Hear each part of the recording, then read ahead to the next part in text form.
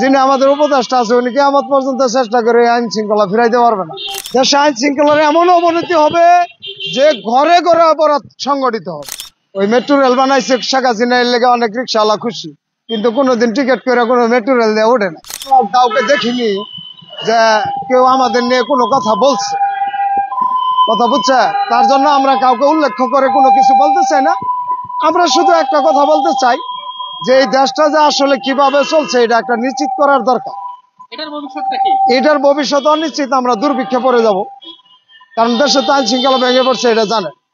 আর যিনি আমাদের উপদেষ্টা আছে উনি কিয়ামত পর্যন্ত চেষ্টা করে আইন শৃঙ্খলা ফিরাইতে পারবে না। তার কারণ হলো যে উনি আসলে আইন শৃঙ্খলা, সামাজিকতা, পারিবারিক বন্ধন, মানুষের সভ্যতা, মানবতা এগুলো নিয়ে উনি কোনোদিন ওনার কালচারিটি না।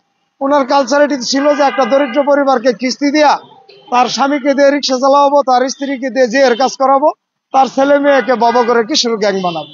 ওনার পরিকল্পনা ছিল এটা। এখন আপনি ওনার দিয়ে তো দেশের পরিকল্পনা মিল করাইতে পারবেন না। আপনাদের যদি আমি এইভাবে খোলামেলা বলি, তা আমি তো বলতেই আছি যে আমার উপরে ওই ধরনের মামলা হবে। তা না হলে এই কয়দিনে 1752 জন গুম হয়েছে। আমার মতো একটা রিক্সাওয়ালা গুম করলে কি কেউ আন্দোলন করবে?